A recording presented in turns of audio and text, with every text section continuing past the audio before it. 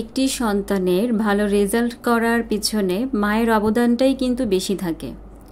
আসসালামু আলাইকুম, আমি শারমিন আক্তার। প্রতিদিনের মতো আবারও নতুন একটি ব্লগ নিয়ে আসলাম আপনাদের মাঝে। কেমন আছেন সবাই? আলহামদুলিল্লাহ, আমি ভালো আছি। আজকে ফাতিহার সিটি পরীক্ষার খাতা দেখিয়েছে, তো আমি সকাল সকালই বের হয়ে গিয়েছিলাম ওর স্কুলে যাওয়ার জন্য। তো স্কুলে যে ওর সিটি পরীক্ষার খাতা দেখেছি, তো তুলনামূলকভাবে রেজাল্টটা একটু খারাপ করেছে। ওর অন্যান্য বছর যে রেজাল্ট করে ওই হিসেবে আজকে এই সিটি পরীক্ষার রেজাল্টটা খারাপ হয়েছে।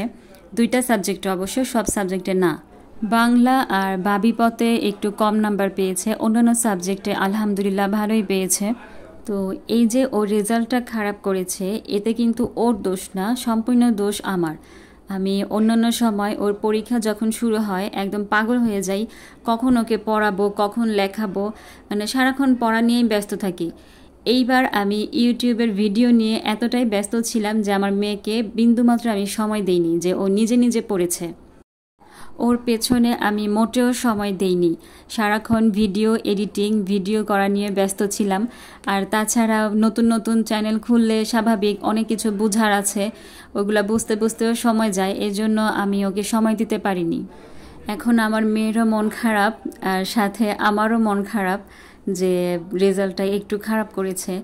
তবে ওকে বুঝিয়েছি যে এখনও তো অর্ধবার্ষিক পরীক্ষা হয়নি, অর্ধবার্ষিক পরীক্ষা শুরু হবে আর একদিন পরে, ওইখানে তুমি ভালো রেজাল্ট করবা ইনশাল্লাহ, সমস্যা নেই। এখন ভালো করে লেখাপড়া করো। তো ও ওইভাবেই চেষ্টা চালিয়ে যাচ্ছে, আপনারাও দোয়া করবেন। আর আমি হয়তো বা বড় ভিডিও ছাড়তে পারবো না, চেষ্টা করব।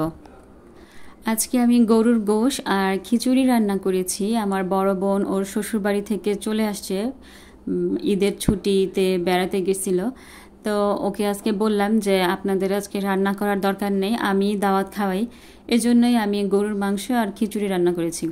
খিচুড়িটা কিন্তু অসাধারণ হয়েছে, আর আমি সবসময় বলি আমার খিচুড়ি রান্না অনেক মজা হয়। আর এই খিচুড়ি রান্নাটা অনেকেই পছন্দ করে, আমার ছোট বোন, আমার শাশুড়ি, তারপরে আমার আম্মা, ওনারা অনেকটাই পছন্দ করে আমার হাতের খিচুড়ি রান্না। আমার মেয়ের একটা অভ্যাস যে আমাকে সামনে বসে থাকতে হবে, তারপর ও পড়বে। এছাড়া আমি যদি সামনে থেকে উঠে যাই বা ওকে আলাদা রুমে বসাই যে তুমি পড়ো আমি কাজ করতেছি, তাও ও পড়ে না। আমাকে সামনে বসে ওর সাথে সাথে রিডিং পড়াই দিতে হবে, তারপর ওর পড়া মুখস্থ হয়। এজন্যই হয়তো বা রেজাল্টটা আরও খারাপ করেছে। কারণ হচ্ছে এবার সামনে বসেছিলাম না, আমাকে অনেকটাই বিজি থাকতে হয়েছে ইউটিউব প্ল্যাটফর্মে। তো আমি ফাতিহার বাবাকে বললাম যে দেখো, একটা সন্তানের লেখাপড়ার পিছনে মায়ের ভূমিকাটা কতটুকু, যে আমি এবার ওকে গুরুত্ব দেইনি, ওর রেজাল্টটা খারাপ হয়েছে। আর অন্যান্য সময় ওর পিছনে আঠার মতো লেগে থাকি, আল্লাহর রহমতে রেজাল্ট ভালো হয়। তো আগে আমাকে ওকেই প্রাধান্য দিতে হবে, তারপর হচ্ছে ইউটিউব ভিডিও। তো এই যে কাঁঠালগুলো দেখছেন, এই কাঁঠালগুলো আমার বোনের শ্বশুর বাড়ি থেকে এনেছে। এর আগে আমি বলেছিলাম যে ওনার শ্বশুর বাড়ির কাঁঠাল অনেকটাই মিষ্টি হয় আর অনেক সুস্বাদু হয়, রসালো কাঁঠাল। আর বেকা গাছের কাঁঠাল তো কোনো কথাই নেই, নাম করা কাঁঠাল। 300 ফিটের এখানে বেকা গাছের কাঁঠাল। অনেকগুলো কাঁঠালই নিয়ে এসেছে, তো এগুলো পাকে নাই এখনও, এজন্য বস্তা ভরে বারান্দায় রেখে দিয়েছি।